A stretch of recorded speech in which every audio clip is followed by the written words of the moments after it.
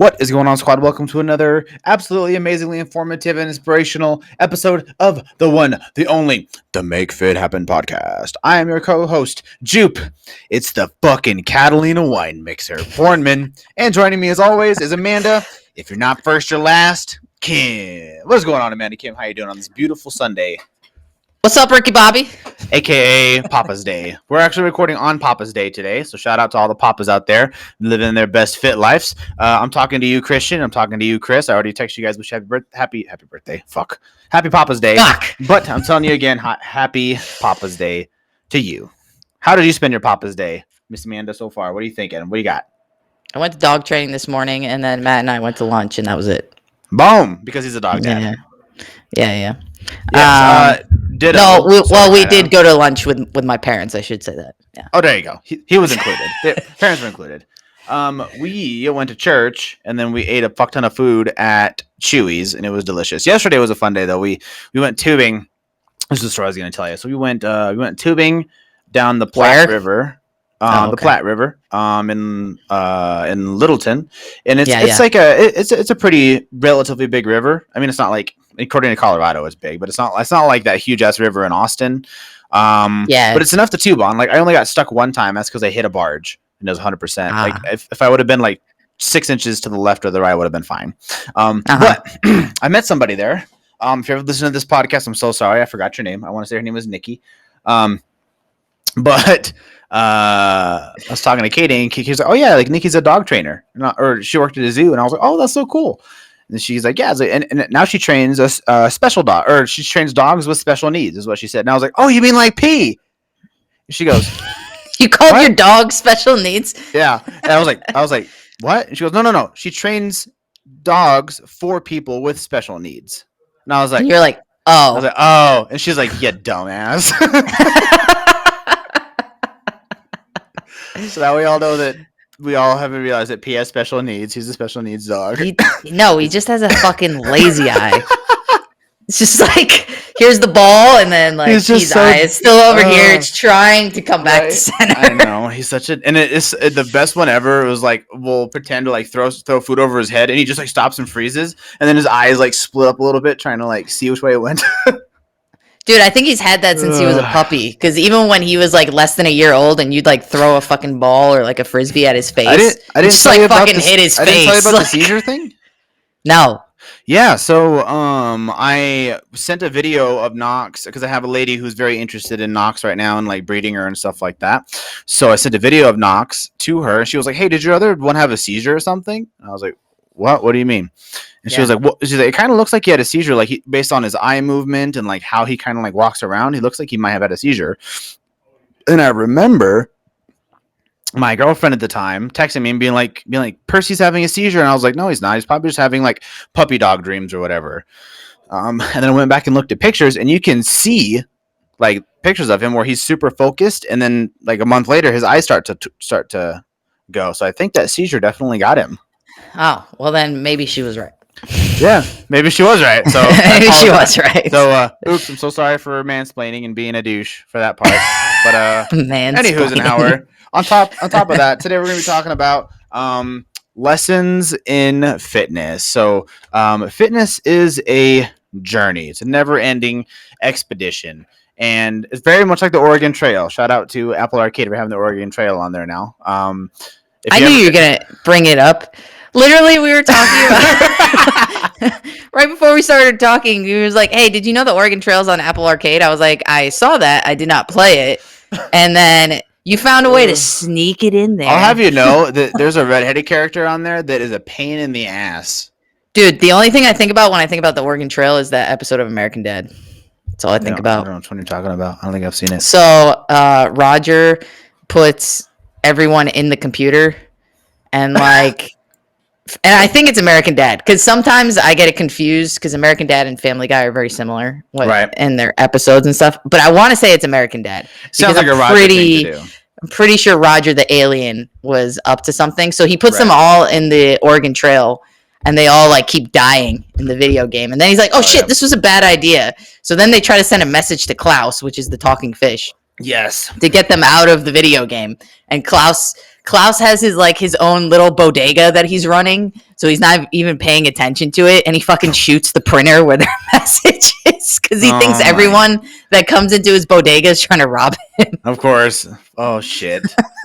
Fucking Klaus. And eventually, I think Steve is the one that gets them out of there. But every time I think of the Oregon Trail, I just think of that episode because it's so out there. Yeah, that sounds about right. But on the topic of Oregon Trails, fitness is a journey, and you have mistakes along the way. You know, just like in the Oregon Trail, how you make mistakes along the way, like not fixing your wagon and, you know, not changing your clothes, so then you get cholera and die. So today, that happened to one of my characters. So today we're going to be talking about lessons and how to not die of cholera on the Oregon Trail.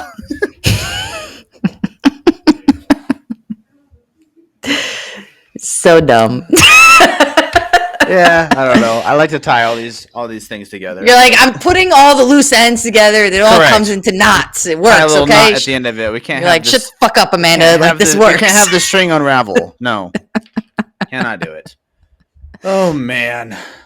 So, where are we going to start? Well, Jupe, what are your trial and tribulations? Probably the fact that I did not. I'm going to start with probably the fact that I overtrained is going to be a big one. That the hard lesson that I had to learn was that you can overtrain and you can work too hard. And what I mean by that is, at this time I wasn't doing anything at all. And like as far as outside of gym life, I would like work and work out. And that's it. So I was actually working out like twice a day, every day. And I did that for like probably almost 6 months or so, where I was working out twice a day, every day. And I honestly think that it really hindered a ton of growth that I could have had. Like looking back over the last 6 months recently, I have only worked out maybe 4 days, like 4 days a week at minimum. And sometimes usually 5. I take at least one rest day per week, a full blown, like do absolutely nothing fitness related one day. And I have gained, so I got up to 200 pounds finally for the first time. I've been trying to hit 200 pounds for years.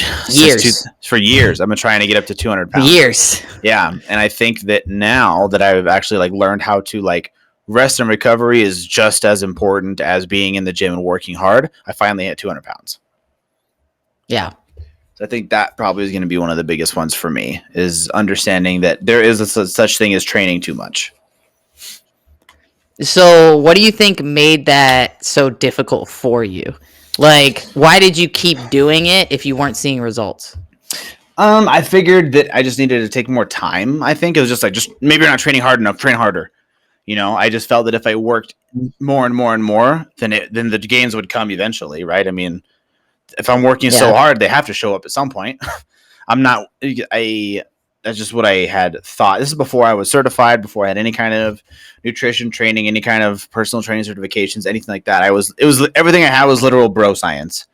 And like, I was in like the Mike Rashid mindset of just work harder and it'll come eventually. You know, like CT Fletcher said, he trained arms every single day for 2 years, and that's how he got so big. I demand you to grow. Right, exactly. That was That was my mindset. I was like, if you're not working out, then you're just being a big old bitch. So I think that that I really hindered myself a lot in those. I think it was I didn't rest enough for probably like 2 years. Yeah. And it fucked me up. So you think for 2 years you definitely like way overtrained? Yeah. For definitely 6 months. I definitely think for a minimum for of 6 months. For at least 6 months I was training twice a day every day. And then I take maybe 1 day off per month tops. And I was just okay. And now like I said, now I take like 1 or 2 days off per week. But I think probably for 2 years I was training too much and not resting enough. That makes sense. Yeah. And then was there any positives though of you doing that? Like, because there was a point when you were in high school and you played football, I think at the time you got pretty like baseball. You played basketball and baseball. Yeah. So wasn't there a point that you got kind of chunkier when you were doing that? Way back. You've shown me.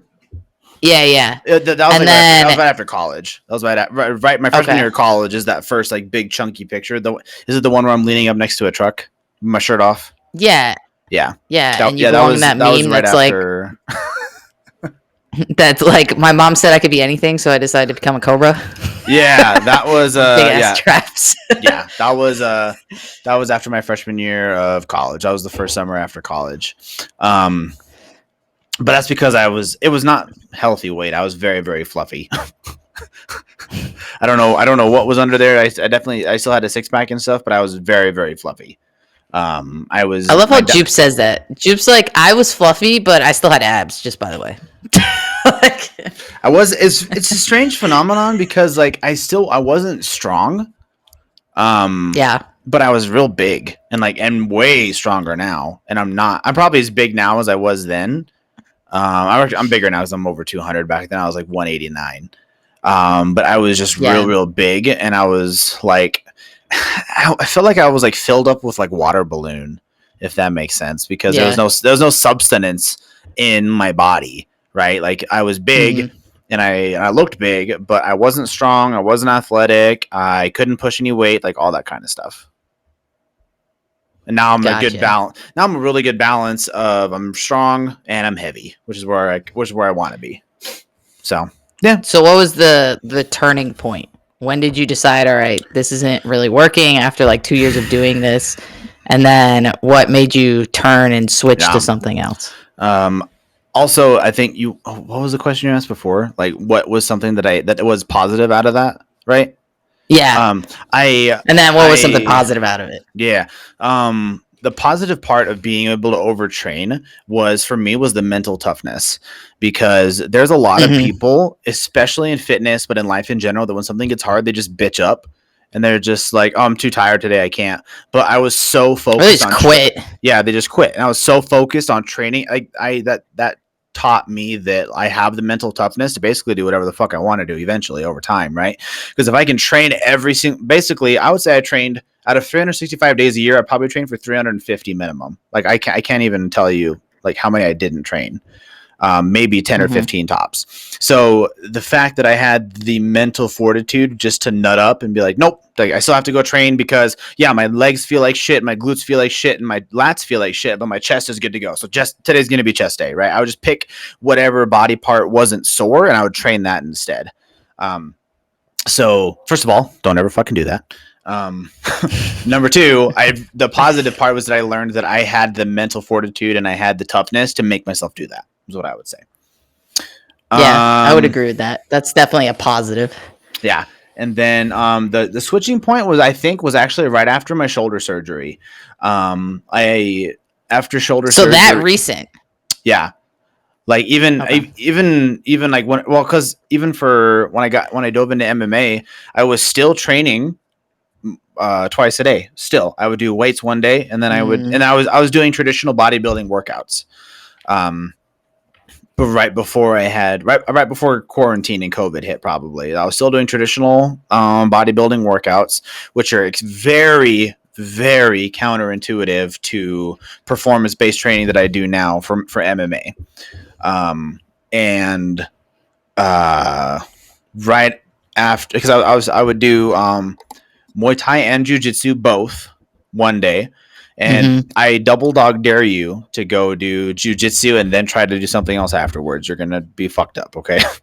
You're not used to it. It's very, very difficult. Like go play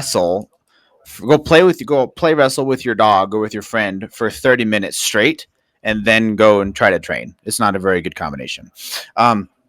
So I try to wrestle with Matt, but it only lasts all of 6 minutes. I mean, that might be pushing. That's not your fault that Matt doesn't last that long. Okay, like you meant a different kind of wrestling. Oh, cool. Never mind. I was wondering if you're gonna get that, but I was like, he'll get it. He'll go along with it. I gotta tie the knot. Like, just give me a second. Give me a second. But yeah, so right after surgery, I had to just take a super duper long time to do nothing. And then I really dove into, at that time, whenever I was doing absolutely nothing because I was recovering from shoulder surgery, I figured out that I didn't gain a ton of weight like I thought I was going to.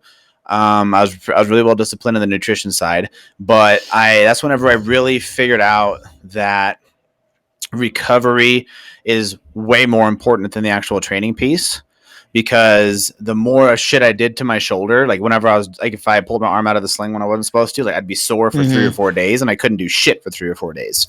So that's whenever it really clicked that, you know what, like I really just need to take this recovery thing seriously. And then as I made my way back into training, I was only training 2 or 3 days a week.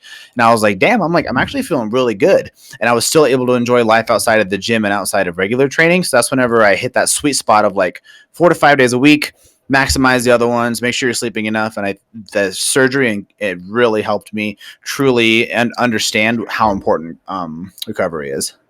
Yeah. I mean, I definitely agree with that. Like, you kind of learn from doing something too much. Yeah, exactly. You push yourself to the edge, and then you're like, oh shit, maybe I should stop doing that. How did that like affect your everyday life? Talk about like, how did it affect your everyday life when you were overtraining, and then after you switched it to be more conducive to your current goal? Before I had to do everything in life was around my fitness goals, as in, like, take yesterday, for example, right? Like yesterday, I didn't go to Muay Thai because we went out and went tubing and celebrated a friend's birthday. Before, I would not have done that. I would have been like, you know what? No, like I have training at 11. Like everybody needs to push our plan to noon, or else I'm not going to be there. Like I would have my gym time and gym schedule was always number one. And now it's not like that, because because fitness and nutrition is still super important. Fitness is still super important. However, there is a life outside of the gym. Gym and Jupe are not codependent on each other. That's how it used to be. I used to just think my personality was the gym. My personality was Muay Thai. My personality was jiu-jitsu. And now I am Jupe. And a part of that is my love of MMA. A part of that is my love of fitness. A part of that is my love of video games, right? So it's having it add on to your already core values as a person, instead of making that your number one thing. I got you. That makes sense. Yeah.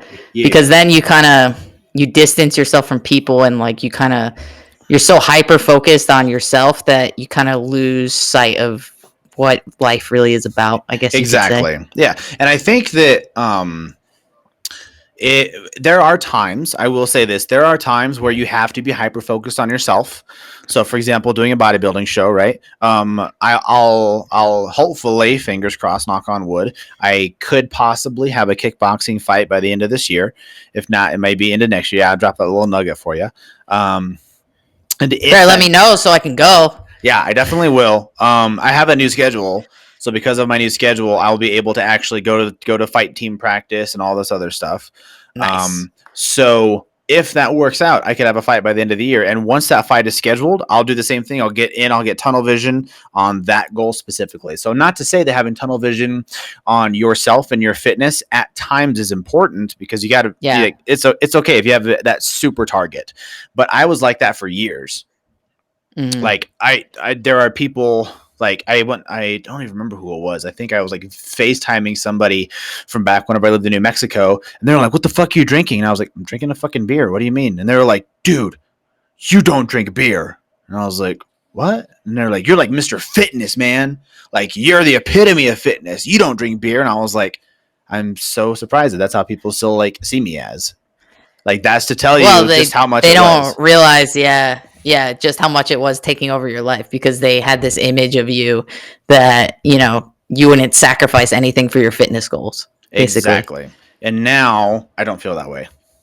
I love me some good beer. Like if you could do it over again, how would you do things differently? Or would you even do anything differently? I don't think I would.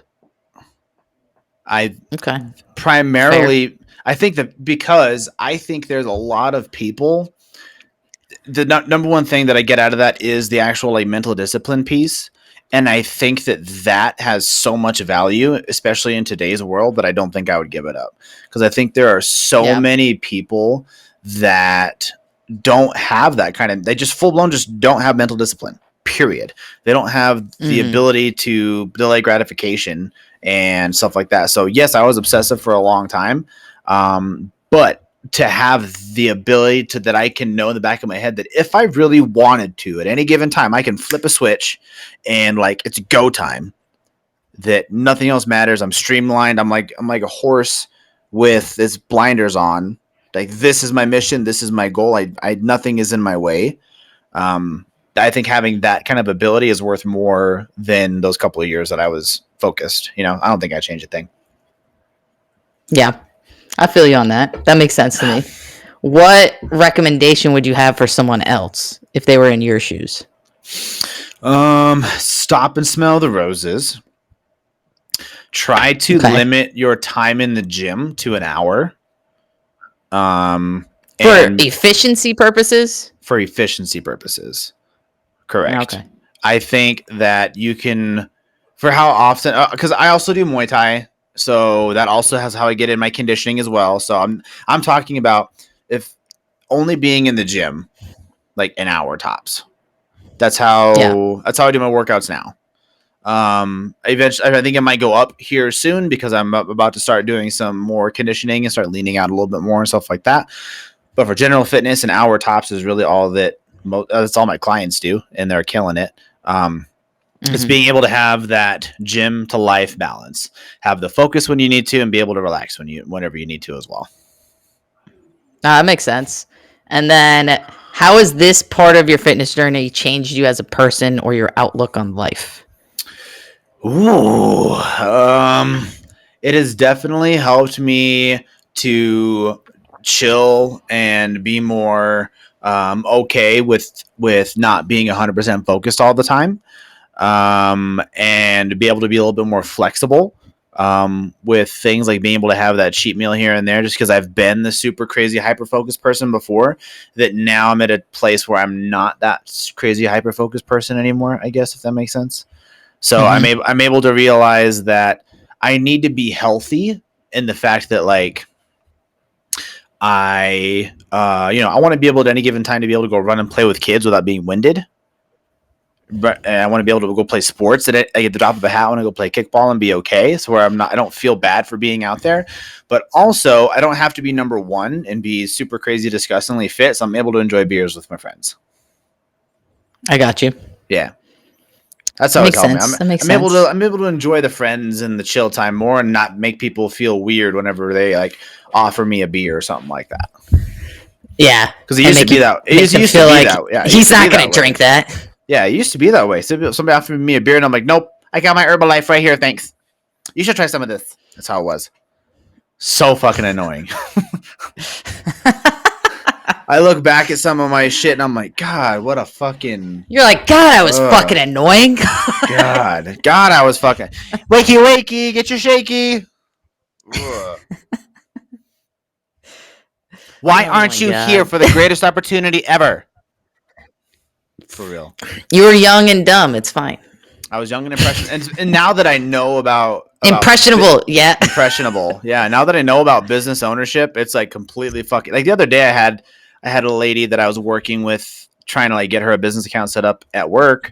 And I'm like, oh yeah, I need your EIN. She's like, oh, well, I don't have that. I do, what the fuck is it she does? Tupperware. And I was like, okay. So they don't send you anything that says, hey, you own a business? She's like, no, you just sign up and get going. And I was like, God, I was like you once. Yeah. What about you, Amanda? What has been your hardest lesson you've had to learn in fitness? I probably have two. I would say one of them is don't tie your self-worth to a number, if that makes sense. Ooh, okay.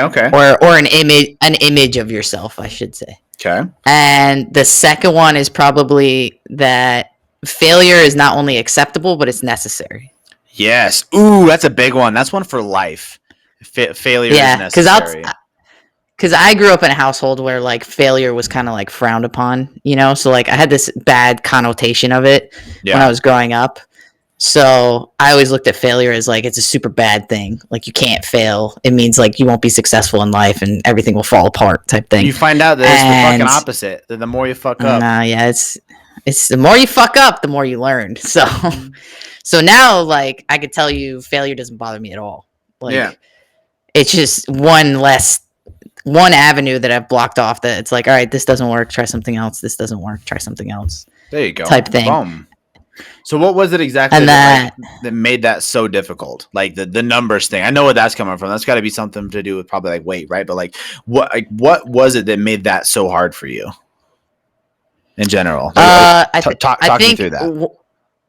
I think one of the biggest ones is like, so I'm a female, and like whether society wants to accept it or not, women are looked at based on physical appearance. You know, like it's not until, no offense to guys, but it's not until they get much older and much more mature, do they care more about like, are you smart? What are your morals? Are you a good person? How do you treat me? Like initially when you're younger, be honest, like you don't care about that. You're like, that girl's hot. You know what I mean? And like, I'm not saying that's a bad thing either. I get it. Like, you know, so it's a part of being that age, unfortunately. It is. Yeah. And not to say that women are not the same. Women are very much the same. Oh yeah. Not dumber. Oh yeah. I heard this lady the other day, they were asking this lady like, you know, what does he want in a man? He was like, oh, he needs to be 6 foot, fit, rich, she said, no bullshit, an 8-figure per year job. I was like, yeah, like that's so all 15 men in the United States that already have wives, you dumb bitch. Anyway, not only that, but it's like, in my opinion, like I've never looked for those type of things. You know, like I don't care if they're overweight as long as they don't stop me from working out. Like then I really don't care. No. And I don't care how much money you make because I'm never gonna just solely depend on you anyway. No offense. Because you a boss, like bitch. That's just not who I am. I don't like to depend on someone else. I like to have my own kind of independence there. Yeah. And number 3, money and good looks does not determine that you're a good person. It does not. You know, so like you could have all those other things and they could keep you financially stable, but if they're a shitty person, like you can't fix that, in my opinion. Exactly. 100%. No, I agree. Without a doubt. But to answer your question, the reason why it was so hard was because I was ridiculed a lot for like how I looked and my weight, not just by like when I was in school. I was obviously picked on. I got shoved into lockers. I got like bullied pretty harshly when I was growing up. And then when I went home, it didn't stop. You know, like I got bullied by my brother. Like my parents would call me fat. My grandparents would call me fat. Like every topic was about my weight and how I looked. So like that was like, was it like directly like, Amanda, why are you fat? Or was it like, are you sure you want that extra helping? Yeah, it was directly. Oh, it was shit. Like if I ate a cookie, it was like slapped out of my hand type thing. Oh shit. It wasn't like a dang. Are you sure you want to eat that next portion? I feel like that might be worse. It was fuck. It was much more direct than that. Yeah. It was like they put a scale in the middle of the room and had me step on it type thing. So it was like what the fuck? So it was like, keep in mind, it doesn't bother me now, but like it doesn't affect me now. About it, and you're not having a fucking mental breakdown. No, I don't care anymore. Yeah. But when I was younger, like, and I was growing up, that was super hard. You know, like if you're growing up as a kid and like your whole self-worth is like how you look and all that stuff, you start to feel a certain type of way about that, you know? Absolutely. So it affected me in like multiple ways because I was very introverted too. I still am. But I've basically forced myself to be less so. I would say you're more analytical now versus an introvert. I am super analytical, but I will tell you, I got a sales job specifically to get out of my comfort zone. I forced myself because originally I didn't want one because it was not something I was good at. I don't like going up and talking to random people. I really don't. But I knew in the back of my mind, like this was never going to change unless I changed. Yeah, you know, I was very self-aware even at like a young age. Like if you want something to change, you need to change it. Yep. So that's one of the reasons I got a sales job is because it took me out of my comfort zone. Now, when I go to work every day and I have to sell stuff, it is exhausting for me personally because I have to be not so much because I'm selling stuff. It's because I have to talk to people all day and I have to come out of myself all day, and I don't really like doing that. You know, I'm very much mentally like exhausting. Yeah, and I'm very much okay being a loner. That's the other thing. You can just sit in your job and be a marketing yeah. person. Oh yeah. Or even when I'm home, like when Matt travels, I'm perfectly okay being alone. Yep. Like it doesn't really affect me that much because I like having my own little space. But that was super hard for me because when I decided that I was going to lose weight, my whole self-worth was kind of attached to a number on a scale and how I looked in the mirror. And it wasn't, and I did that for years. So I did a lot of unhealthy habits that I wouldn't recommend people do now. Like I did super low calorie diets. I did, similar to you, I did extremes amounts of exercise with very little recovery. So I really didn't see the change that I wanted to, but I was so fucking stubborn, and I still am very stubborn. But I had convinced myself that like I just needed to persevere. I just needed to push through it and it would be fine. Mm-hmm. But like you, I feel the same way. It taught me a tremendous amount of mental toughness because I am not someone who needs instant gratification.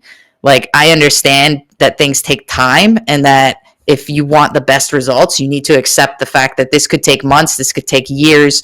But as long as like in your head, because I always think of it this way, like for example, when I want to squat 300 pounds, I never think, you know, well, if in my head, I'm like, I'm going to do it.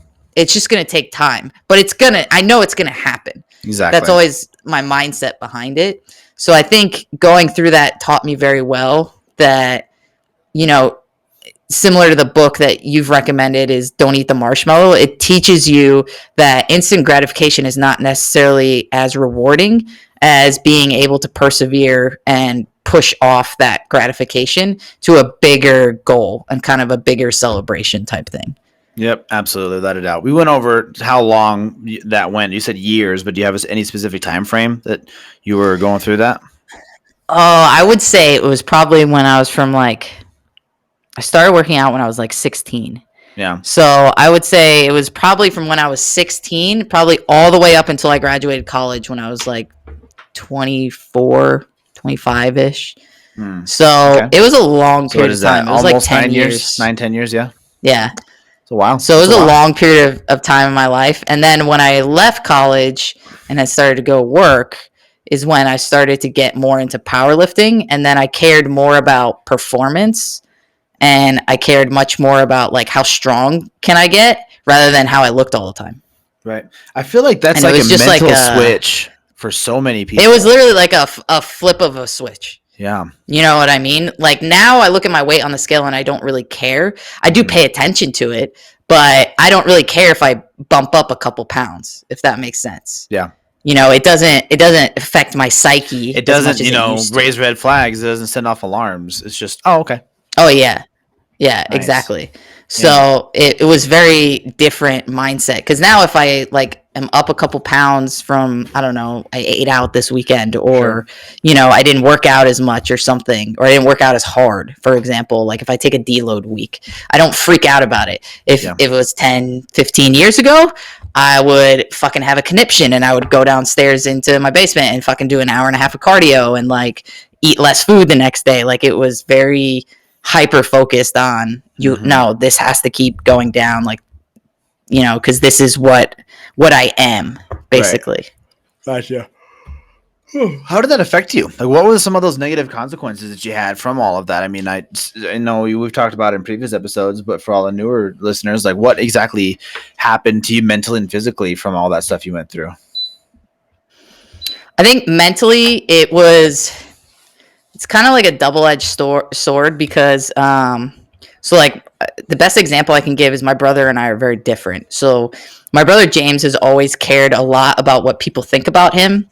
Mm-hmm. And he cared a lot about his social status and how popular he was. And I think because I got picked on so much and I was so hyper focused on like my own goals, I never gave a shit what people thought about me. And my friend circle has always been very, very small because of that. Like he would have a lot of friends, but the amount of friends that I could name that would actually be there when he needs it is probably zero. Yeah. And I'm not kidding about that. They're all acquaintances until something goes, they're all his friends, I should say, until something goes wrong and then they're non-existent. Until it goes south. Whereas like, Exactly. Whereas like my friend circle is super, super small of the amount of people that I keep close to me. But those people I would take a bullet for. Like no questions asked. Yeah, exactly. Like no questions asked. I wouldn't second guess it. I would take a bullet for them. And like, if they know if they call me, I will always be there. Like there's no doubt about it. And then if I call you my best friend, it's like a level up. You know what I mean? So so it's like I keep that really, really small.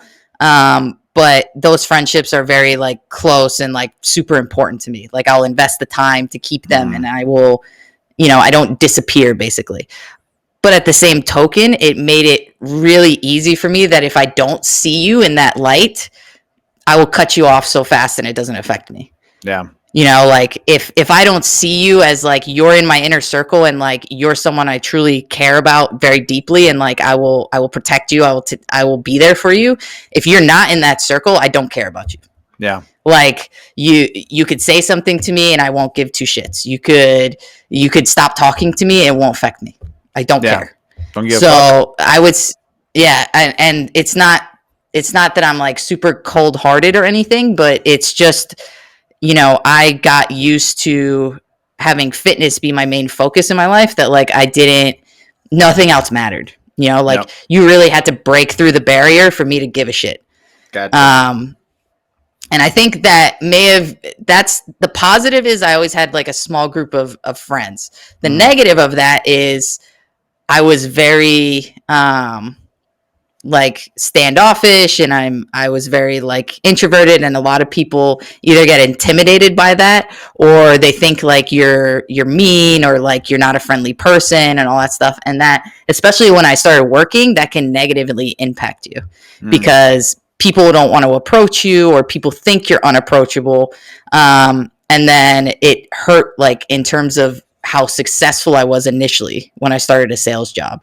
So I would say that was a super negative portion when I first started working because it really hindered how successful I was initially. Now it's whatever. Yeah, it switched pretty quickly. Like once Are you talking about your existing position, or do you mean like at 24 and stuff like that? I'm talking about when I first became a trainer and I was doing and I was 24-hour fitness. When I first was a trainer, I fucking sucked. I couldn't sell anything. Right. like I think I went through 30 consultations and didn't sell a single fucking one. Oh shit. And and I remember at the time, my boss, who was my mentor for a little bit, him and the GM actually thought that I would quit. And they were counting down the amount of days that were left until I quit. Nah, fuck that shit. Because they thought I would just give up, but like little do they know I'm just not that type of person. Yeah. So one day he sat me down and he was like, "Look, like you're going about this all the wrong way." And he's like, "I get you're super introverted and like this is not easy for you." And he's like, "But you're also very perceptive of people." He's like, "Use that to your advantage because you see and notice little details that most people don't." No. So I took his advice and I did start to do that. Like I was very in tune to like, all right, this person's like super insecure about this, and this. I'm going to play on that to get them to buy training. Yeah. And I used it to my advantage because I knew I was good at that because I was very analytical and I would look at stuff that way.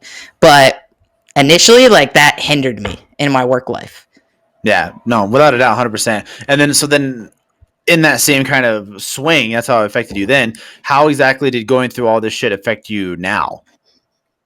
How does it affect your day-to-day life? You mean in a positive way? Yeah.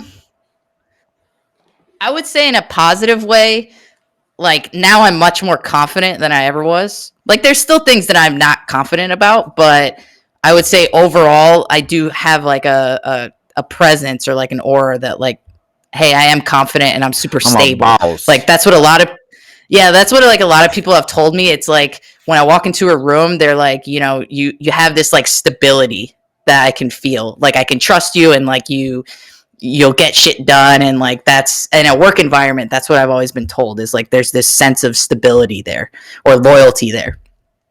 And I think that works towards my advantage in a work environment. And I would say like with my friends, like in Jupe's case, I bet Jupe would tell you like he knows if he needs anything, I'm always there.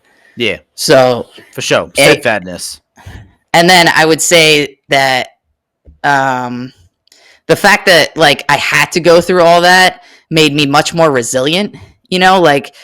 Like when bad stuff happens, I don't really freak out and I don't have like extreme emotional reactions to things. Like it really taught me how to step back out of your emotions and control how you feel, and look at it from a calm, collected viewpoint. Because I think a lot of people struggle with, they get into their emotions, and when you get emotional, you're really not thinking clearly. Whether you're sad, angry, depressed, lusting, any of it. Yeah, whatever you may be, when you get into that zone, you're not thinking about the situation clearly. Never. And I think that hinders your decision-making ability. So for me, because I was able to not be as emotional, and I think it was a little bit of like a protectiveness I did to myself, because like when I was younger, I used to be super emotional. And then as I got older, I kind of created like off one end or the other. You're pretty emotional, you think? Yeah. Like I went from like the extreme, I would say, because like when I was younger, I was super emotional. Like every little thing would set me off, type thing. And then as I got older and I went through that journey where I had to be like, all right, like you can't freak out at every little failure. Like you need to think about this logically or you're never going to get anywhere. Like once I realized that in myself and taught myself that, I had a much easier time of looking at things from a much more objective point of view, instead of looking at it as like, well, this is how it makes me feel, type thing. Exactly. Versus the analytical piece of it. It's not everything is about your feelings. It's about sure that you feel bad, but that's not the reality of the situation. Yeah. Gotcha. And like, but at the same positive token of that is like, I'm very empathetic too. Like, I think that's why a lot of people feel like they can trust me and they talk to me and tell me like, some deeper things about themselves that they normally wouldn't tell other people, is because one, they know like it doesn't leave here. Like if you tell me something, it's not going anywhere. And two, it's because I'm empathetic. Like I can put myself in your shoes and I understand how you feel without feeling how you feel, if that makes sense. Like I don't get depressed from someone telling me that they're depressed or something, but I understand why they feel that way. Yeah, definitely. Instead of feeling the emotion with them, it's having that understanding. No, I love that for sure. Those are some awesome positives for sure. Then how exactly does that affect you every day now, you think? Like in your current position? I know you talked about how you're at 24, but like how is going through all this shit help you now? I think it's always helped me grow and work. Like I've always been pushed to do a leadership role because I have that capability to think clearly in difficult situations. And I learned that the biggest thing it created for me was I work best under pressure. Like if you put pressure on me where there's like a deadline or like something has to get done or shit's hitting the fan, I don't freak out. And I actually thrive under that type of pressure. Like the best way I could explain it is sports, right? So like when I played softball, if it was a 3-2 count, 2 outs, and bases are loaded, I'm not going to strike out. Like I'm going to hit the line drive or I'm going to hit the big hit that gets all the runners in. Like that was my type of mentality when it came to pressure. And a lot of people crumble under pressure. Yep. So that's why we have to have fucking sports, period. Yeah. I think sports teaches you so much shit. I agree. I think sports are super important. And it helped me a lot in work, but then even in my fitness journey, like if you looked at a picture of me 10 years ago compared to now, I look totally different. Like I lost 100 pounds and then I spent the next, 6 years putting on 20, 25 pounds of muscle, which I think is way harder to do. And I never stopped either. Like my goals just progressively changed over time, but I never ever stopped. And I think that's like the long-term perseverance that I'm talking about is like your goals may change or you may have to change your tactics, but you never quit. You never stop. Never. Nope. And I think for a lot of people, jumping to quitting, especially nowadays, is like the first thing. As soon as things get hard, whether it's a relationship, whether it's working out, or whether it's work itself, their first thought is to quit. And I just don't believe in that. Yeah, so. I agree. I don't think so either. Just there's a time, I don't know. I feel like there's a difference between quitting and admitting a problem. I agree. To make an adjustment. I just think people just jump into it's not working, I quit. Yeah. Instead of looking at, all right, well, maybe this aspect needs to change, and then it will get better. But instead of trying different avenues, they're just like, nope, this is the only avenue. There was no other roads to take, and this one's blocked. So fuck it, I'm going to turn back around. Yeah. Like, nope. Doesn't work that way, guys. Doesn't work that way at all. It's not worked that way at all. Other than the aforementioned being a super crazy introvert to now still being kind of, I don't think you're introverted. I think you're more analytical than introverted. So what everyone says, but there's a different, like if you're an introvert, you're always like to yourself. I feel like you want to analyze a person before you start to divulge information. Oh yeah. You see what I'm saying? When I first started my new job, I didn't talk to anyone for 2 weeks. Yeah. I literally did not say a word. Yeah, because they all didn't analyze the hierarchy first before you get going, you know. And they didn't know what to do with me. And then now that they've gotten to know me, they're like, "Why did you not talk for like those first 2 weeks?" And I was like, "It's gonna freak you out." But to be honest, I'm analyzing you. Like, I need to figure you out before I decide if I want to talk to you. Yeah, I was learning about you. I was running scans.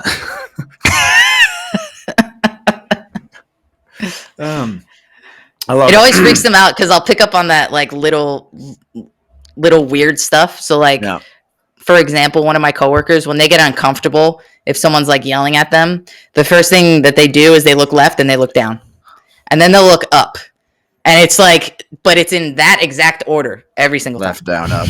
Yeah. They'll look left and then they like pause there for a second and then they say, and then they look down because they don't want to make eye contact with the person that's causing the conflict. And then when they get up the courage to be like, all right, I have to tell them this, then they'll look up. Yeah. I feel you 100%. Now, with everything that you've been through, all the shit, all the fucking numbers on the scale matters and all that stuff, like is there anything you would do differently if you could? I would say I would not have done 3 hours of cardio a day for a year. Definitely would not have done that. I would say maybe asked for help, probably, instead of trying to do everything by myself. And it's a little bit of ask for help. Do you mean like reaching out to like a therapist or psychologist or something like that, or like reaching out to a trainer, or like what did you mean? I would say a trainer. So I knew how to do things correctly the first time around. Gotcha. Instead of so much trial and error. Not to say that was a bad thing, because it taught me a lot of things of like what most people do. So then when I became a trainer, I understood why they did those things, and I could predict that they were going to do those things. Yeah. But I think I would have had a better baseline if I had done that first. Right. I think people undervalue the cost of a consultant, is the way that I put it. Like, for example, if you're just starting out in fitness and you want to lose 100 pounds, or you want to lose 50 pounds, you want to gain 30 pounds of muscle or whatever, would you rather do it on your own for 2 years to get to where you're at? Or would you prefer to hire a coach for 6 months to get your result? Like, the coaches have already known everything. So that's kind of what we're talking about. We're talking about like hiring a coach. Like, getting a coach is going to take out the guesswork because they already know. Like, you're not going to be doing your own research. Like, it takes a lot of fucking time and energy to do all that research. Like, that's what coaches are for. They're to give you the result you want without you having to go and do the research, basically. You know? I agree. What recommendations, other than hiring Fear Fitness as your coach, do you have? Nice plug. Plug Fear Fitness is awesome. Plug. TM. Other than that, what recommendations do you have for somebody who is in they feel their values tied to a scale, they're having a hard time losing the weight, they're doing all the cardio, not seeing the results they want? What would your advice be to that person? I think I would have a couple pieces of advice. One would be don't quit, don't give up. 2 would be have some patience, because especially when it's like a weight loss thing, like, you see yourself every day, so you really don't see all the changes because you see yourself every day. And those changes can be so minute day over day, but then like 30 days later, you haven't seen someone in a long time, they're going to notice the change. And that's why I think like you were saying, progress pictures and stuff like that is important. And then I would say failure beyond fitness is a positive thing. Like failing in general is not a negative thing. Okay. You know, because you're going to fail way more times than you're going to succeed. And each time it teaches you something. So if, you know, you're never going to develop as a person or grow in life if you're not learning something. Yep. So that's why, to me, like, failure is actually super important. And even when I manage people, like, I make it very clear that I would rather have them try something and fail than do nothing. Yep. So I always made sure that I made an environment that was comfortable where they feel like they could fail and they weren't going to lose their job over it, if that makes sense. Absolutely. Without a doubt. And I think that's super important because I didn't always have that type of environment growing up. So to me, to develop that for other people that are underneath like my supervision and, you know, my wing, I try to create that environment as much as possible for them because I know that's when they're going to learn the most. And that's where they're really going to grow and develop. Yeah, they did a study on toddlers recently. It's funny that you said that. They did a study on toddlers that to help it starts at I almost said toddlerism. I don't know if that's a real word or not, but it starts at the time of being a toddler. I think it is. When people really start to develop self-confidence. So if what they did was they did like this little study of like parents that were overbearing and they were, you know, saying all of the, you know, oh no, make sure that you're doing this, make sure you're doing that. You got to move this. Nope, you're holding this wrong. Versus toddlers are fucking super smart. If you just let the toddler fuck up a couple times, as long as they're not damaging themselves or others, right? Let the toddler fuck up and they'll figure it out. The amount of self-confidence that they had was tenfold whenever they got older. So having that little, I'm here for you just in case, just don't fuck up too bad kind of a thing is amazing for self-esteem. Yeah. It's super important. And like some people can just overcome it. Like in my case, I feel like, you know, I didn't let it like affect my entire life type thing. You know, I kind of grew out of it, if that makes sense. But a lot of people can't. So you have to, if you're going to mentor someone or you're going to take someone under your wing, or you're even at work, if you're a manager to someone, like management is the most unselfish role. It should be all about your people. And that's something that you should focus on, is make sure they feel like it's okay to fail.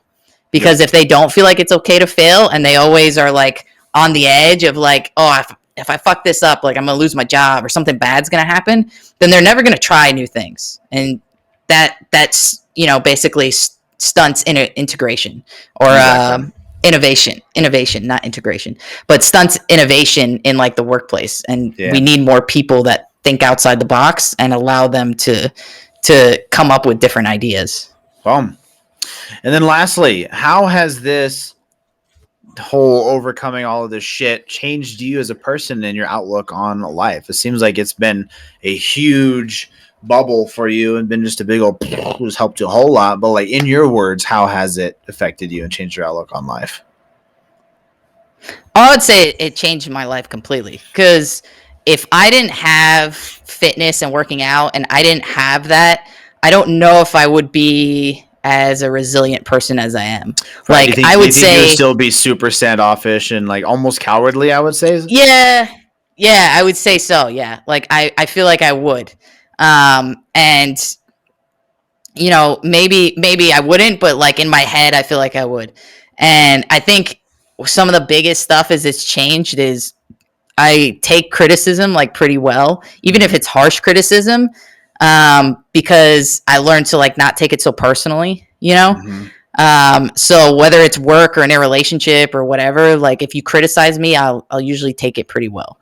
I may like get upset for like a hot second, like that initial reaction, but if you give me like 5 minutes to think about it, then it fades.